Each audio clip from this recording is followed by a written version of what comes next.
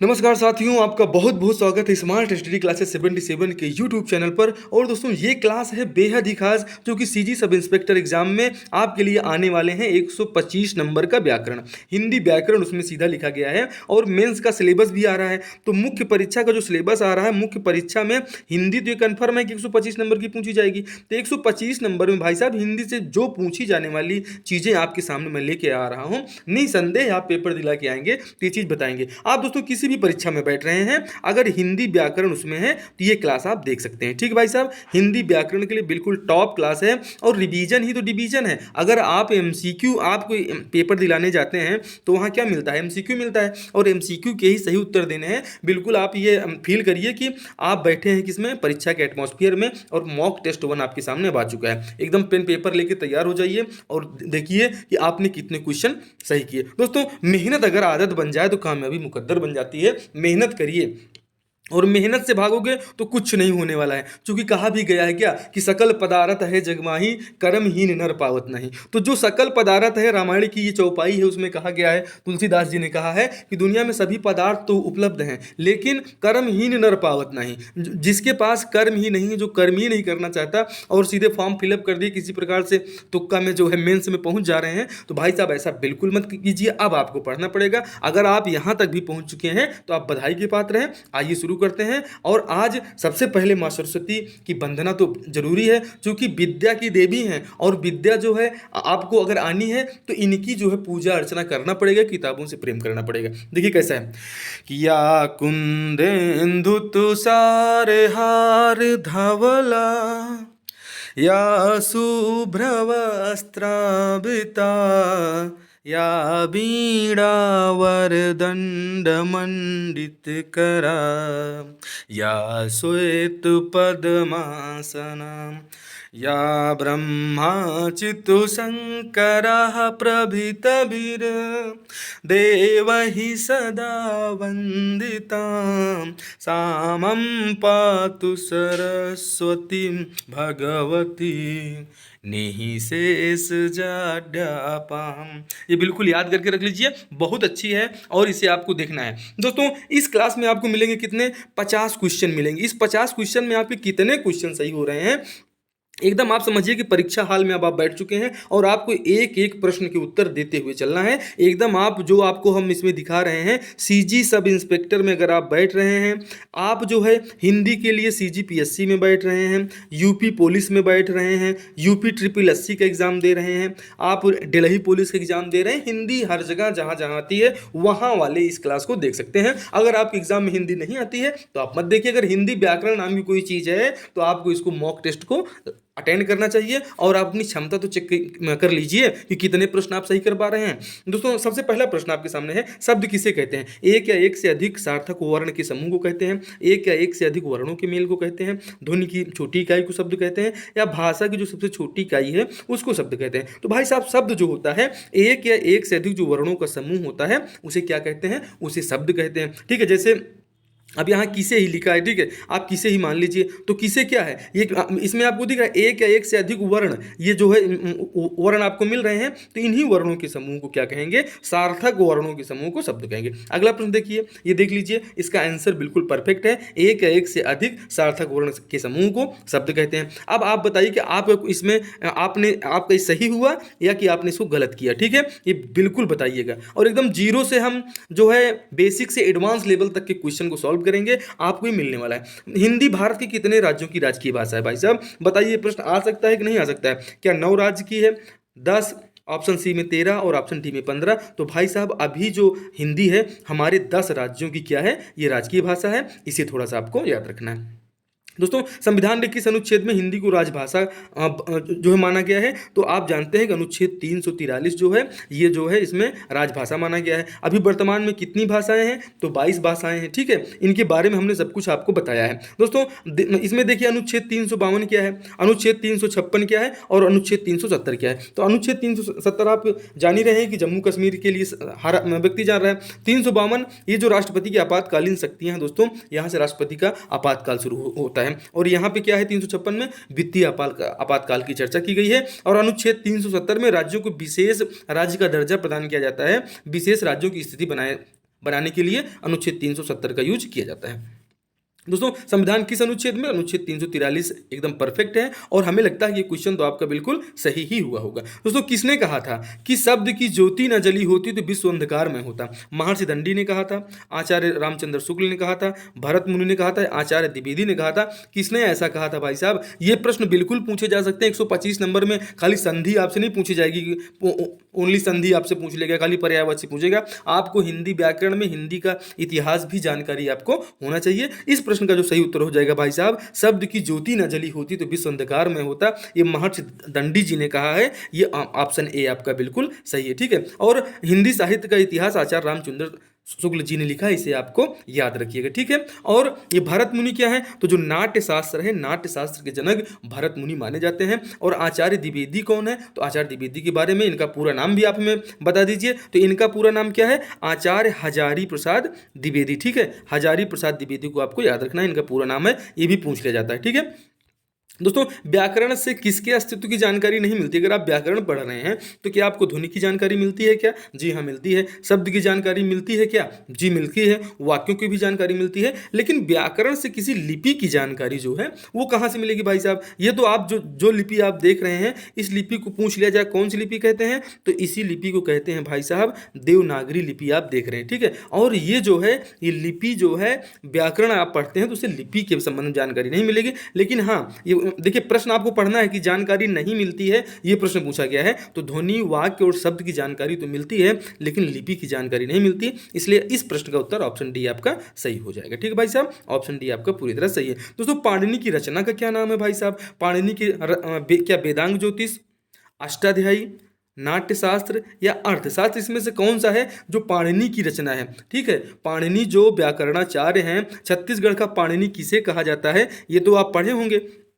तो अभी वही पाणिनि के बारे में चर्चा आपसे की जा रही है कि पाणिनि की रचना क्या है। महर्षि पाणिनि की रचना क्या है, जिसे छत्तीसगढ़ के व्याकरण रचयिता जो है, जिनको आप छत्तीसगढ़ का क्या कहते हैं, पाणिनि कहते हैं, तो उसको बताइए। और इसमें मुख्य पाणिनि की बात हो रही है, तो इनकी रचना का नाम है अष्टाध्यायी। अष्टाध्यायी किसने लिखा है? तो अष्टाध्यायी पाणिनि जी ने, महर्षि पाणिनि ने लिखा है, इसे आपको याद रखना है। दोस्तों हिंदी भाषा की लिपि क्या है? क्या हिंदी भाषा की ब्राह्मी लिपि है, अरमाइक लिपि है, देवनागरी लिपि है? तो हमने आपको बताया है कि आप हिंदी भाषा जो देख रहे हैं ऑप्शन सी आपका सी देवनागरी लिपि में लिखी जाती है।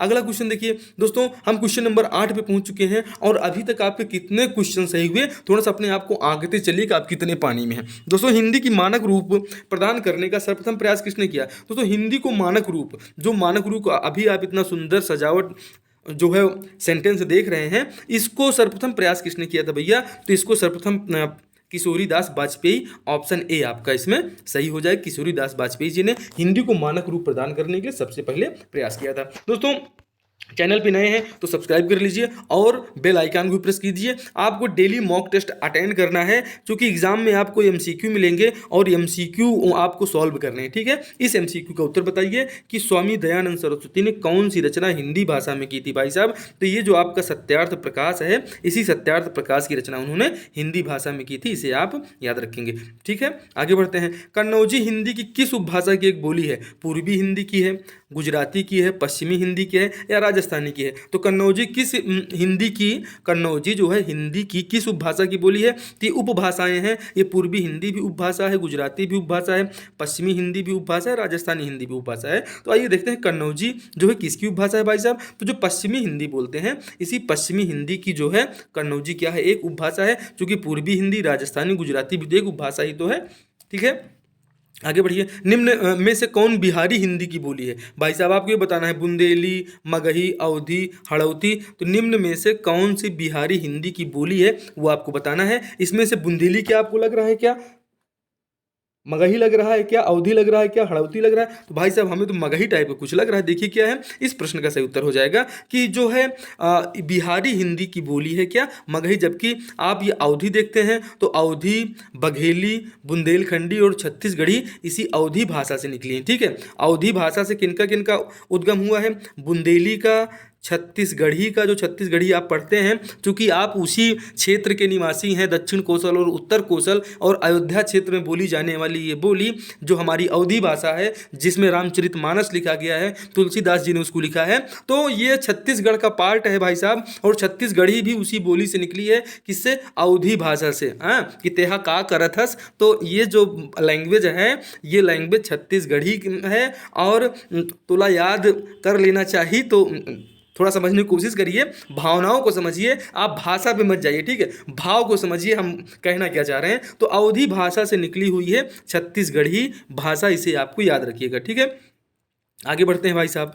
भाषा का आरंभ किससे होता है? अर्थ से होता है, वाक्य से होता है, शब्द से होता है, या दोनों से होता है? तो भाषा का आरंभ किससे होगा भाई साहब? तो भाषा का आरंभ जाहिर सी बात है, पहले कोई कुछ ना कुछ ध्वनि निकलेगी ना, तब तो भाषा का आरंभ होगा। ये ऐसे लल्लन टॉप क्वेश्चन है भाई साहब कि आपको जल्दी देखने को नहीं मिलेंगे, और ये एग्जाम में सीधे जब जो आ जाएगा ना, तो आपकी हालत खराब हो जाएगी। इसलिए भाषा का आरंभ किससे होता है, और इतने नज़दीक नज़दीक जब ऑप्शन मिल जाएंगे तो दोस्तों बताना मुश्किल हो जाता है, ठीक है? तो भाषा का आरंभ किससे होता है? ध्वनि से होता है, इसे आपको याद रखना है। तो भाषा के प्रमुख अवयव क्या हैं? जो भाषा आप बोलते हैं उसमें वर्ण होता है, शब्द होता है, पद होता है, वाक्य होता है। बिल्कुल होता है। वर्ण शब्द अनुच्छेद वाक्य, शब्द वाक्य वर्ण विचार, वर्ण शब्द या भाषण। तो भाषा के प्रमुख अवयव आपसे पूछ रहा है, इसका सही जो उत्तर हो जाएगा दोस्तों ऑप्शन ए हमारा सही है, कि भाषा के प्रमुख अवयव क्या है? भाषा में कोई ना कोई वर्ण होगा, शब्द भी होगा, उसके पद होंगे, और इन सभी से मिलकर क्या बन जाएगा? वाक्य बन जाएगा। तो ये तो भाषा के प्रमुख अंग हैं, इसे तो आपको जानना ही चाहिए।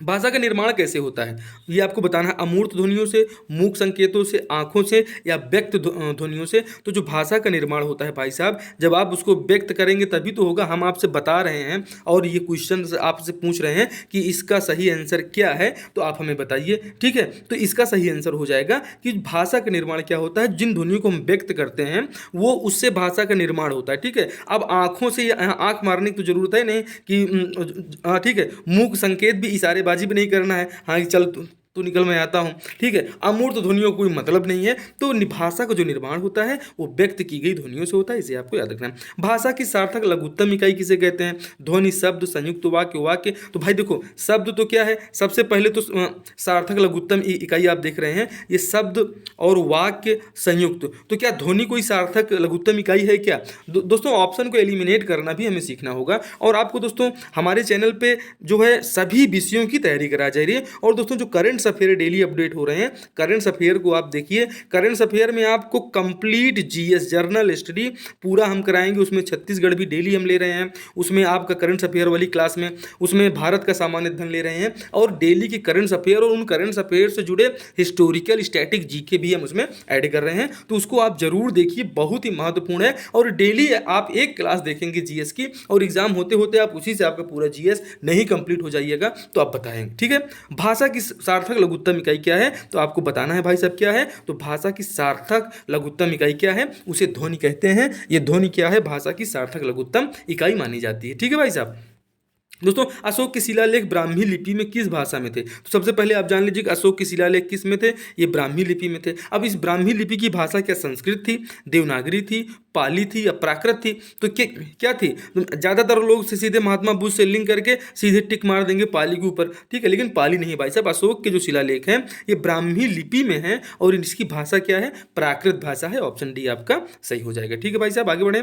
पूर्वी हिंदी का संबंध माना गया है किससे? मागधी अपभ्रंश से, अर्धमागधी अपभ्रंश से, सौरसेनी अपभ्रंश से, या इनमें से कोई नहीं? तो जो पूर्वी हिंदी है इसका संबंध किससे हो सकता? थोड़ा सा अंदाजा लगाइए भाई साहब, ठीक है? तो इसका जो अंदाजा है कि अर्धमागधी, ऑप्शन बी आपका बिल्कुल पूरी तरह से सही है। अब आपने क्या टिक लगाया था, क्या मन में सोचा था? कमेंट करके अंतिम में एक दिल पर हाथ रख के बताइएगा कि आपने कितने प्रश्न इस 50 में से सही किए। और अगर ज़्यादा सही नहीं हो रहे हैं तो आप हमारी क्लासेस को देखिए, बिल्कुल आपको एकदम क्वालिटिएबल फ्री ऑफ कास्ट जो CGSI के लिए आप देख रहे हैं, CGSI मेंस के लिए यूट्यूब पर एकदम लोग एकदम लूटना चालू कर दिए हैं। ये इतना ज़्यादा महंगा महंगा कोर्स बेच रहे हैं ऑनलाइन, तो भाई साहब ये तो अच्छी बात नहीं है। आप बिल्कुल फ्री ऑफ कास्ट लीजिए। और जो इसके हमारे क्वेश्चंस का लेवल है, क्योंकि इस एग्ज़ाम में हम आपके साथ खुद भी बैठ रहे हैं मेंस में, ठीक है? और हमें खुद भी क्वालिफाई करना है, तो वही चीज़ें वही कंटेंट इसमें होंगे। ये यूट्यूब चैनल वाले कंटेंट नहीं होंगे, एक परीक्षार्थी का कंटेंट है जो आपके साथ मेंस में बैठ रहा है, ठीक है? आइए देखते हैं अगला प्रश्न क्या है। दोस्तों हिंदी की कितनी बोलियां हैं, हिंदी की कितनी बोलियां हैं, क्या 20, 18, 17 या 15? तो दोस्तों हिंदी की कितनी बोलियां हैं ये आपको बताना है। हिंदी की टोटल बोलियों की संख्या कितनी हो जाती है? 18 बोलियां हैं टोटल हिंदी में, इसे आपको याद रखना है। एक लाइन का क्वेश्चन, इसको तो आपको याद करना पड़ेगा भाई साहब कि हिंदी में बोलियों की संख्या कितनी है, तो 18 है। ठीक है, हिंदी की उपभाषाएं कितनी हैं? तो हिंदी की उपभाषाएं आप जान लीजिए, हिंदी की 5 उपभाषाएं हैं। ठीक, हिंदी कितनी? 5 उपभाषाएं हैं और 18 बोलियां। तो ये अब आपको याद हो चुका है उपभाषा कितनी है। उपभाषाएं जो है 5 हैं, ऑप्शन डी आपका सही हो जाएगा। और 18 क्या है? इसकी जो है भाषाएं हैं, इसे आपको थोड़ा सा एकदम दिमाग में रखना है। बोलियां हैं, ठीक है, हिंदी की बोलियां 18 हैं और उपभाषाएं 5 हैं, ऑप्शन डी आपका सही हो जाएगा। हिंदी की उपभाषाएं कितनी? 5 हैं। दोस्तों हिंदी अपनी किस बोली का मानक रूप है? क्या खड़ी बोली, राजस्थानी, अवधी, ब्रज भाषा? तो इस आप देखिए हिंदी अपनी किस बोली का मानक रूप है, तो हमें तो भाई खड़ी बोली टाइप का लग रहा है। देखते हैं क्या है आंसर। बिल्कुल भाई साहब सही है, खड़ी बोली ही जो है इसका मानक रूप है हिंदी का, इसे आपको याद रखना है। दोस्तों भारत में भाषाओं का साहित्यिक विकास का क्रम माना जाता है। ये क्रम क्या है? सबसे पहले संस्कृत आई, फिर पाली आई, फिर प्राकृत आई, फिर अपभ्रंश आया। भारत में भाषाओं का साहित्यिक विकास का ये क्रम पूछा जाता है भाई साहब, और ये पीएससी, सीजी व्यापम और यूपी ट्रिपल एससी आदि के लिए तो एकदम परफेक्ट एमसीक्यू है भाई साहब। पहले संस्कृत आई, फिर पाली आई, फिर प्राकृत, अपभ्रंश, इनमें से कौन सा जो है ऑप्शन में आप जा रहे हैं, आप कहाँ टिक कर रहे हैं बताइए। भारत में भाषाओं का साहित्यिक क्रम माना जाता है। आपको हमको समय दे दें, आप इसको देख लीजिए और इसका उत्तर जरूर बताइए। सभी क्वेश्चन अति महत्वपूर्ण है। आइए इसका आंसर हम आपको बताते हैं। दोस्तों भारत में इसका साहित्यिक विकास का क्रम है, सबसे पहले संस्कृत आती है, उसके बाद पाली आती है, पाली के बाद फिर प्राकृत में आ जाते हैं, और प्राकृत से अपभ्रंश बन जाता है, और उसी अपभ्रंश से आप देख रहे हैं बहुत सारी बोलियां बन जाती हैं। तो भारत में भाषाओं का जो साहित्यिक क्रम है, सबसे पहले संस्कृत याद रखना, फिर पाली याद रखना, फिर प्राकृत याद रखना, फिर अपभ्रंश याद रखना। ठीक है, आगे बढ़ें। निम्न में से कौन पूर्वी हिंदी की बोली नहीं है भाई साहब? तो पूर्वी हिंदी आप जान रहे हैं कौन सी नहीं है? ये आपकी है ब्रज, जो हमारी छत्तीसगढ़ी है, ये भी पूर्वी हिंदी में आती है। अवधी भी पूर्वी हिंदी में आती है, और बघेली भी पूर्वी हिंदी में आती है, ये जो छत्तीसगढ़ी भाषा। और इसीलिए आप देखें कि उत्तर प्रदेश के लोगों को जो अवधी बोल लेते हैं, उनके लिए छत्तीसगढ़ी बोलना बेहद ही आसान है, क्योंकि छत्तीसगढ़ी जो है बच्चा है किसका? अवधी भाषा का। अवधी भाषा से तो विकास हुआ छत्तीसगढ़ी का।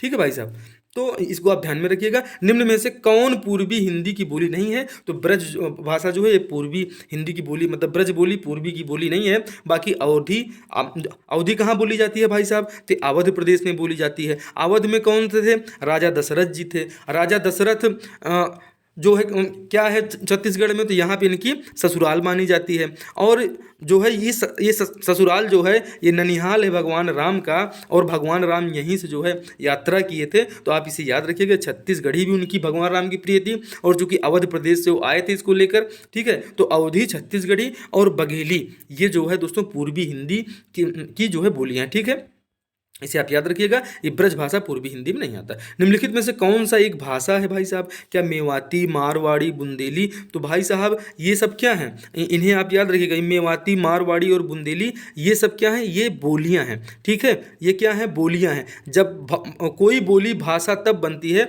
जब उसमें साहित्य का सृजन हो जाए, साहित्य लिख उठे। ठीक है, तब तो वो बोली भाषा बन जाती है। और अभी मेवाती, मारवाड़ी, बुंदेली में ऐसा कोई जो है साहित्यकार नहीं हो पाया है कि जिससे ये भाषा का स्वरूप ले सके। तो लेकिन पाली क्या है? इस ऑप्शन में ऑप्शन बी आपका सही हो जाएगा। पाली क्या है? एक भाषा है। ठीक है दोस्तों, निम्नलिखित में से कौन सा? ये तो ऑप्शन बी आपका सही है। निम्नलिखित में से कौन सा प्रांत हिंदी क्षेत्र के अंतर्गत नहीं आता? हरियाणा, उत्तराखंड, गुजरात, छत्तीसगढ़। तो कौन सा प्रांत है जो हिंदी में नहीं आता? तो हिंदी में छत्तीसगढ़ आता है क्या? उत्तराखंड तो आता है, 100% आता है। हरियाणा आता है क्या? जी हाँ, हो सकता है आता है। देखते हैं ऑप्शन क्या है। जी आता है। और इसमें से आप देख लीजिए कि ऑप्शन ए, बी, सी, ठीक है, तो ये है। और ऑप्शन डी जो है ये हिंदी क्षेत्र के अंतर्गत नहीं आता, यहाँ पे गुजराती बोली जाती है। ठीक है, बिहारी हिंदी के अंतर्गत कौन सी बोली नहीं आती भाई साहब? मैथिली, भोजपुरी, मगही, अवधी।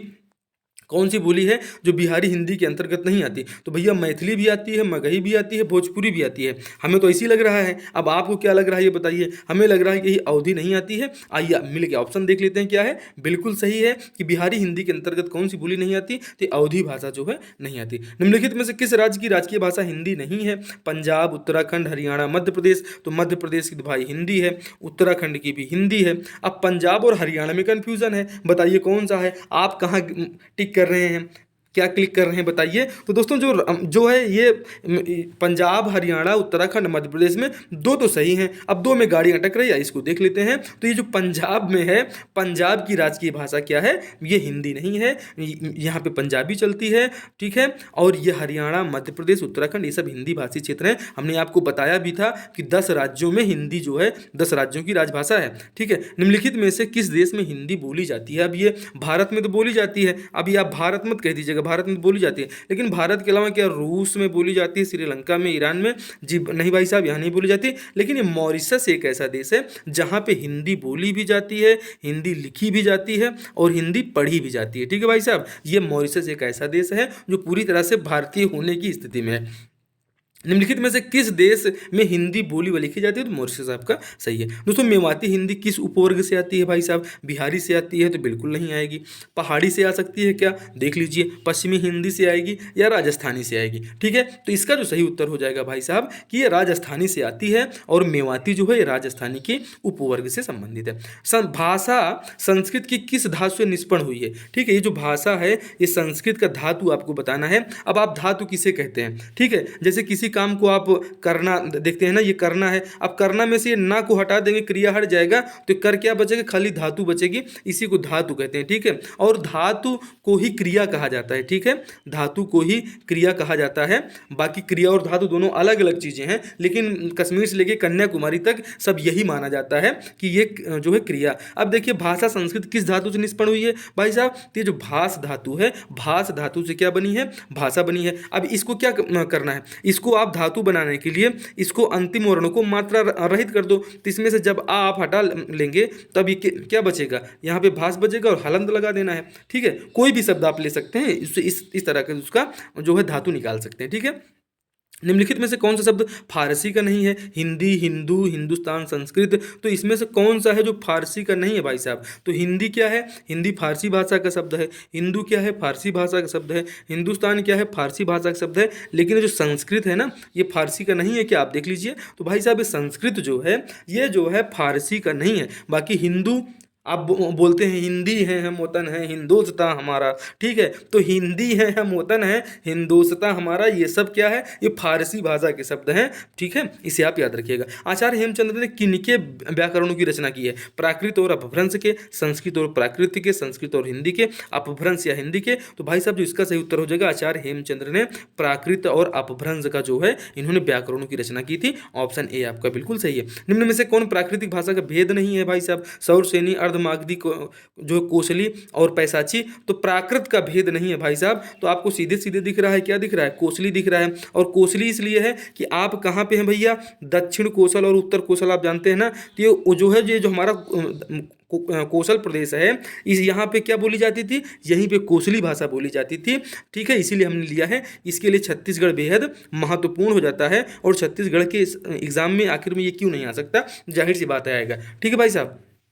तो निम्न में से कौन प्राकृत का भेद नहीं है? सौरसेनी, अर्धमागधी, पैसाची, ये प्राकृत का भेद नहीं है, ठीक है। निम्न में से कौन प्राकृतिक का भेद नहीं है? तो कोसली जो है ये प्राकृत का भेद नहीं है, इसे आपको याद रखना है। दोस्तों व्याकरण दर्पण किसकी रचना है? इसको किसने लिखा है भाई साहब? शिवपूजन सहाय, किशोरीदास वाजपेयी, ये महत्वपूर्ण है। व्याकरण दर्पण बहुत महत्वपूर्ण रचना है, इन्हें आपको याद रखना है। और इसके जो लेखक हैं शिवपूजन सहाय हैं। ऑप्शन ए आपका सही हो जाएगा। दोस्तों हिंदी शब्द का सर्वप्रथम प्रयोग किस भाषा में हुआ? ये लीजिए, जिसे आप हिंदी रट के बैठे हैं, और हिंदी कितने नंबर की आ रही है? तो 125 नंबर की आ रही है। कितना?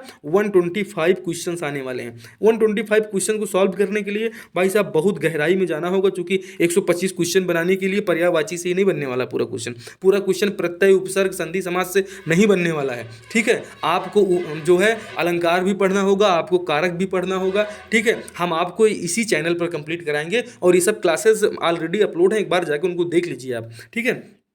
तो हिंदी का सर्वप्रथम प्रयोग जो है किस भाषा की रचना में हुआ था भाई साहब? तो हिंदी जो शब्द है, हिंदी का जो है मतलब खाली हिंदी शब्द का प्रयोग फारसी भाषा की रचना में हुआ था, इसे आपको थोड़ा सा याद रखना है। दोस्तों तुलसीदास जी की रचना रामचरितमानस किस बोली की साहित्यिक रचना है? तो हम तो लगातार कह रहे हैं भैया कि अवध का नाता छत्तीसगढ़ से उतना पुराना है जितना यहाँ के लोग पुराने नहीं है, क्योंकि एंशियंट काल से, रामायण काल से ये जो है हमारे अवध की, अयोध्या की जो है ससुराल रही है। भानुमंत की पुत्री को आप जानते होंगे, होंगे इतिहास अगर आपने पढ़ा है तो, ठीक है। भानुमंत्र की पुत्री के साथ में राजा दशरथ का विवाह हुआ था, जो हमारे अयोध्या के थे, ठीक है। अयोध्या नरेश थे, उन्हीं के पुत्र राम है, जो राम वनगमन करते हुए इस एरिया तक में आए हैं। और माना तो ये भी जाता है कांकेर जो जगह है, यहीं से माता सीता का क्या हुआ था, रावण ने अपहरण किया था, ठीक है। तो इसे आप याद रखिएगा। तुलसीदास जी की ये जो है रचना है रामचरितमानस, और इसी में उन्होंने क्या कहा था भाई साहब, हम आपको बताते हैं कि सकल पदारथ है जग माही, कर्महीन नर पावत नाही। भाई साहब, जिसके पास कर्म नहीं है उसको कुछ नहीं मिलने वाला है, ठीक है। अगर आप कर्म करेंगे तो सब कुछ मिलेगा। और दोस्तों, न दुख न तकलीफ तो क्या खाक मजा है जीने में। बड़े बड़े तूफान थम जाते हैं जब आग लगी हुई सीने में। एक जोश लाइए, जुनून लाइए और रख हौसला, वो मंजर भी आएगा, प्यासे के पास चलकर समुंदर भी आएगा। थोड़ा सा मेहनत तो कर ले, मेहनत मंजिल भी मिलेगी और मंजिल मिलने का मजा भी आएगा। भाई साहब, एकदम आप लगे रहिए। तुलसीदास जी की रचना रामचरितमानस है, और ये जो है अवधि में है, अवध प्रदेश की भाषा, ठीक है भाई साहब।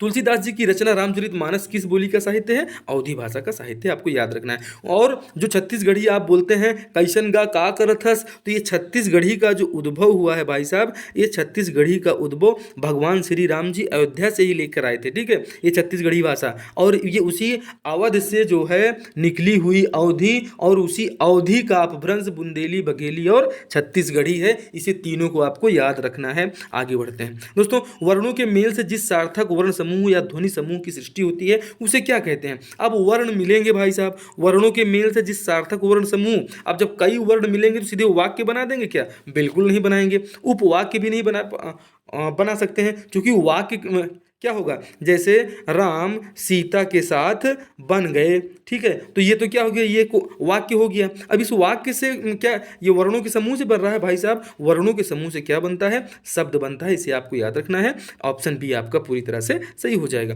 किस रचनाकार ने हिंदी को हिंदवी कहा था भाई साहब, तो ये हमारे अमीर खुसरो जी थे, इन्होंने हिंदी को हिंदवी कहा था, ठीक है। और तुलसीदास जी का रामचरितमानस आपको याद रखना है। रामचरितमानस की रचना किसने किया था, तो तुलसीदास जी ने लिखा है, जिसकी भाषा क्या है, अवधी है, ठीक है। किस रचनाकार ने हिंदी को हिंदवी कहा था, तो अमीर खुसरो ने कहा था। इसे आपको याद रखना है दोस्तों। निम्न में देवनागरी किस भाषा की लिपि नहीं है, भाई साहब नेपाली जो बोली जाती है। अभी नेपाल में 17 बार हारने वाले रामचंद्र पेंडोले 17 बार जो है चुनाव हार के ये जो है 18वीं बार क्या बने हैं, नेपाल के राष्ट्रपति बने हैं। इसे आपको याद रखना। नेपाल के राष्ट्रपति कौन है, रामचंद्र पेंडोले, आपको याद रखना है, ठीक है।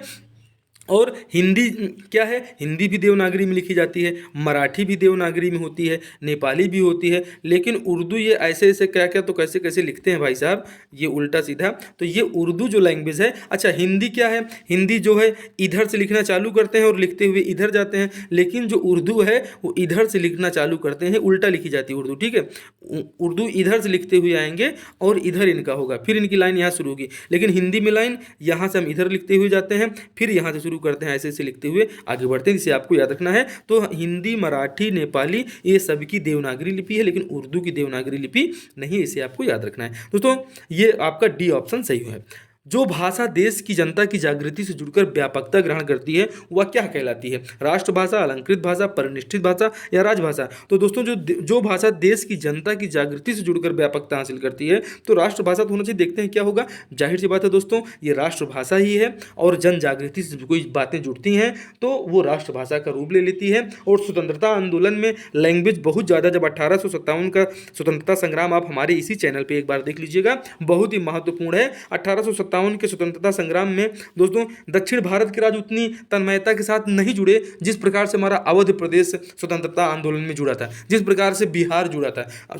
पहले स्वतंत्रता संग्राम में जिस प्रकार से हमारे कम पढ़े लिखे लोग और एकदम जाबाज लोग जो थे वो तो बिल्कुल 1857 में अंग्रेजों को खदेड़ने के लिए तैयार थे। लेकिन ये जो पढ़े लिखे लोग हैं शांति से बैठे थे कि भाई हमें लड़ाई झगड़ा नहीं करना है, ठीक है। तो आप देख लीजिए राष्ट्रभाषा क्या होती है, जन जागृति से अगर कोई चीज़ जुड़ जाए तो वो राष्ट्रभाषा होती है। और अभी छत्तीसगढ़ी को भी जो है यहाँ का जो है इसे एक भाषा का दर्जा देने के लिए मांग चल रही है और सरकारों को देना चाहिए। इनमें से कौन सी ध्वनि अंतस्थ नहीं है, अब लीजिए आ गए आप, वाह, बा, ला, रा, इनमें से कौन सी ध्वनि है जो अंतस्थ नहीं है भाई साहब? तो आपको बताना है कि इसमें जो है कौन सी ध्वनि नहीं है। तो इसमें ऑप्शन बी सही है, ब जो है ये अंतस्थ ध्वनि नहीं है। बाकी आप जानते हैं कि अंतस्थ कौन कौन से होते हैं, तो आपने इनको पढ़ा है, या, रा, ला, वा, ये चारों क्या है, ये अंतस्थ है, इन्हें आपको याद भी रखना है। दोस्तों निम्न में से कौन सा कथन सही नहीं है? ता, था ये दंत व्यंजन है, व्यंजनों का उच्चारण बिना स्वर से हो सकता है। या और वा अर्ध स्वर हैं, ये तो भाई साहब सही है। सा, खा, सा ये ऊष्म व्यंजन है, ये भी सही है। और व्यंजनों का जो उच्चारण है बिना स्वर के नहीं हो सकता है, तो आप तो जानते हैं ना कि बिना स्वर के आप कैसे बोल सकते हैं, तो बिना स्वर के आप व्यंजनों का उच्चारण नहीं कर सकते हैं, इसलिए ऑप्शन ए इसमें जो है गलत लग रहा है। अच्छा ये बात है, निम्न में से कौन सा कथन सही नहीं भाई साहब? ये नहीं पे बहुत ज़्यादा ध्यान देने की जरूरत है, ठीक है। व्यंजनों का उच्चारण बिना स्वर के हो सकता है, ये कह रहे हैं। देखिए ये यहाँ पे इसको पढ़ने की जरूरत है कि व्यंजनों का उच्चारण बिना स्वर के नहीं हो सकता, व्यंजनों के उच्चारण में स्वर लगता ही लगता है, इसलिए ये जो है ऑप्शन आपका बी बिल्कुल सही है, ठीक है। और बाकी सा, खा, सा ये ऊष्म व्यंजन है, इसे आपको याद रखिएगा। या वा अर्ध स्वर हैं, और ता और था जो है ये दंत व्यंजन है, इसे आपको याद रखना है भाई साहब। तो इस प्रश्न का जो सही उत्तर हो जाएगा ऑप्शन बी जो है इसका सही उत्तर है कि व्यंजनों का उच्चारण बिना स्वर के नहीं हो सकता है। तो कैसे होगा? तो स्वर के साथ होगा, ठीक है, इसे याद रखिएगा। दोस्तों दंतोष्ठ से उच्चारित होने वाला व्यंजन कौन सा है? अब इसमें से आप बताइए कि दांत से किसको बोलेंगे? पा, फा, पा और वा कहाँ से बोला जा रहा है? फा जो है आपको सीधे दिख रहा है कि आपका होंठ बिल्कुल जब चारों तरफ जुड़ जा रहा है। या और रा, टा और ठा, का और चा, ठीक है। तो आप बताइए क्या है? तो इसमें दोस्तों पा जो फा और वा है ये दंतोष्ठ हैं, मतलब यहाँ दांत भी लग रहा है और होंठ भी लग रहा है, उसी को कहते हैं दंतोष्ठ। दांत और ओष्ठ दोनों लग रहे हैं फा और वा में, जबकि या, रा, टा, ठा, का, चा में नहीं लग रहे हैं, ठीक है। तो ये दंतोष्ठ हैं। निम्न में से कौन सा संयुक्त वर्ण नहीं है भाई साहब? तो देखिए जो है छा से छतरी आप देखते हैं, ज्ञानी देखते हैं, त्रा से त्रिशूल देखते हैं, ये री में तो आप देखते हैं कि इसमें कोई वर्ण जुड़ा हुआ नहीं लगता, ठीक है। आप इसे ध्यान दीजिएगा, ऑप्शन डी आपका बिल्कुल सही हो जाएगा। छा से छतरी, त्रा से त्रिशूल और ज्ञा से ज्ञानी जो है आपको बनाए महान बनाएगा। आगे देखिए निम्न में से कौन सा कथन सही है? ड़ा और ढा है कुवर्णमाला में स्थान प्राप्त नहीं है। पहला और तीसरा वर्ण महाप्राण होता है। यारा, लावा ऊष्म वर्ण है। चा, छा, छा जो है स्पर्श संघर्षी है भाई साहब। तो इसमें आपको ये जो देखिए ये कहाँ से ऊष्म हो गया भाई साहब? ये तो कहीं से लग ही नहीं रहा है कि ऊष्म है, ठीक है। आइए इस प्रश्न का सही उत्तर देखते हैं। इस प्रश्न का सही उत्तर है कौन सा कथन सही है? तो इसमें चा, छा, जा, झा ये स्पर्श संघर्षी हैं, ऑप्शन ए आपका सही हो जाएगा, ठीक है। पहला और तीसरा महाप्राण होते हैं, बिल्कुल नहीं, गलत लिखा हुआ है। निम्नलिखित में से कौन सा शब्द नहीं है? ठीक है, अब ये आपको बताना है निम्नलिखित में कौन सा शब्द सही है। परीक्षा आप दिलाने जा रहे हैं ना, तो हमने कहा सबसे पहले परीक्षा को ही रख लो, और परीक्षा अगर गलत हो गई भाई साहब तो बिल्कुल आप समझिए कि एकदम आप लोटिया डुबा देंगे भाई साहब, ठीक है। इसका सही है ये परीक्षा, परधन इच्छा, ठीक है। दूसरे की इच्छा पे आप इतनी पढ़ाई कर रहे हैं, ये परीक्षा है। दोस्तों निम्न में से कौन सा कथन सत्य है? अल्प प्राण में मुख की वायु कम मात्रा में निकलती है, महाप्राण में मुख की वायु कम मात्रा में निकलती है, अल्प प्राण में खास स्वर पर बल पड़ता है, महाप्राण में शब्द के प्रथम स्वर पर बल पड़ता है। ये आपको बताना है कौन सा कथन सत्य है। तो दोस्तों ये कथन इसमें सत्य है कि जो अल्प प्राण होते हैं इसमें मुख से वायु कम मात्रा में निकलती है, इसलिए इसको अल्प प्राण कहते हैं, ठीक है। महाप्राण में ज्यादा निकलेगी। निम्नलिखित में से कौन सा शब्द स्त्रीलिंग है? तो स्त्रीलिंग को आप क्या करते हैं? चना हम लोग खाते हैं, बाजरा भी बेचते हैं, अरहर की दाल अच्छी होती है, उड़द की दाल भी होती है, ठीक है। आइए देखते हैं कि निम्न में से कौन सा शब्द स्त्रीलिंग है। तो ये जान लीजिए कि अरहर जो है भाई साहब ये क्या है? आप हम लोग बोलते हैं भाई खड़ा उड़द का दाल बनाओ, ठीक है, तो ये जो है पुल्लिंग है। चना भिगा दो, बाजरा बाजार में बेच दो, अरहर की दाल अच्छी होती है, ठीक है। आगे बढ़ते हैं भाई साहब। जो है निम्न में से कौन सा शब्द पुल्लिंग है? आपको ये बताना है। बनावट, चिल्लाहट, रोटी या बचपन। रोटी थोड़ा सा मोटी ना होने पाए ना, तो क्या लग रहा है जब आप इसका किसी वाक्य में यूज करेंगे भाई साहब, क्या है? अम्मा रोटी बना रही है, ठीक है। तो ये रोटी क्या हो गया भाई साहब, पुल्लिंग है कि नहीं है। ये चिल्लाहट क्या है, बचपन बड़ा प्यारा होता है। और किसी चीज़ की बनावट जब आप देखेंगे तो वो तो अच्छी दिखेगी ही, ठीक है भाई साहब। तो ऐसे इनको यूज करने की कोशिश कीजिए, तो आपको ये पता चल जाएगा कि बचपन क्या होता है। जब आपने यूज किया, और थोड़ा सा रिवाइज करके सुन लीजिएगा, जब हमने यूज किया तो वहाँ पुल्लिंग यूज हुआ है बचपन में। बाकी चिल्लाहट, बनावट, रोटी, ये सब कहीं ना कहीं स्त्रीलिंग का बोध करवा रहा है। दोस्तों, वृक्ष से पत्ते गिरते हैं में कौन सा कारक है, कर्ता ने कर्म को करण से, ठीक है। इन चीज़ों को आपको याद करना है। कर्ता अगर आप को देखना है तो इसी चैनल पे आपको कर्ता पूरा मिल जाएगा, संधि, समास, क्रिया, विशेषण, अव्यय, सब कुछ हमने पढ़ाया है। वन वर्ड सब्स्टिट्यूशन भी आपको इंग्लिश में भी मिलेगा। इंग्लिश में आपकी AND की क्लासेस चल रही हैं, उसे आप जरूर देखिए। आर्टिकल्स चल रहा है इंग्लिश में, ठीक है भाई साहब। और हिंदी में आपके सामने ये डेली MCQ आएंगे। ये जो मॉक टेस्ट होगा, ये मॉक टेस्ट आपको डेली करना है, क्योंकि जब आप एग्जाम दिलाने जाएंगे तो वहाँ पे क्या प्रश्न नहीं पूछा जाएगा, और उस प्रश्न का उत्तर देना है तो आप अभी से उत्तर देना चालू कर दीजिए, ठीक है। इसीलिए हमने सीरीज शुरू की है, और सभी सब्जेक्ट के धीरे धीरे जो है मॉक टेस्ट आते रहेंगे। तो वृक्ष से पत्ते गिरते हैं में कौन सा कारक है, अपादान। अपादान से मतलब क्या है भाई साहब, यहाँ पे ये चीज़ है कि अगर जो है वृक्ष से पत्ते गिरते हैं तो अलग होने के अर्थ में, ठीक है। अगर ऊपर ये आप यहाँ देख लीजिए कि ये एक छोटा सा पेड़ है, ठीक है। अब इस पेड़ से जब पत्ता गिरा तो पेड़ से अलग हो गया। जब पेड़ से अलग हो गया तो अलग होने के अर्थ में अपादान कारक का प्रयोग होता है। इसे आपको थोड़ा सा याद रखना है, ठीक है। कर्ता का जो संबोधन क्या होता है, कर्ता ने। उसके बाद आ जाएगा कर्म, कर्म को। करण जो है यहाँ पे से भी हो सकता है बाई वाले यूज में, ठीक है भाई साहब। और संबोधन ओ, अरे, हे, हरे, ये सब होता है, ठीक है। अंतिम क्वेश्चन देखिए दोस्तों, निम्न में से भात्र किसका तद्भव शब्द है, ठीक है। तो जो है भात्र किसका तद्भव शब्द है, ये जो भाई है भाई साहब, ये क्या है, तत्सम है। और तत्सम का तद्भव क्या बन गया, ये भात्र से, ये भात्र से क्या बन गया, भाई बन गया। इसे आपको याद रखना है, ठीक है। ये 50 प्रश्नों में आपके कितने प्रश्न सही हुए आप हमें जरूर कमेंट करके बताएंगे। और सेकंड मॉक टेस्ट आपको देना है। इसके बाद इंग्लिश के भी मॉक टेस्ट आ रहे हैं। आप जो है GS हमारा डेली करंट अफेयर वाली क्लासेस रोज देखिए। और हिंदी मतलब 125 मेंस में भी लेके आएंगे। प्री में जैसे क्वालिफाई करके हम लोग यहाँ तक पहुँचे हैं, तो अब मेंस में क्वालिफाई करके 2 स्टार लगाना बस बचा है। तो तैयारी कर लीजिए। मिलते हैं आपको अगले मॉक टेस्ट में। जय हिंद, जय भारत।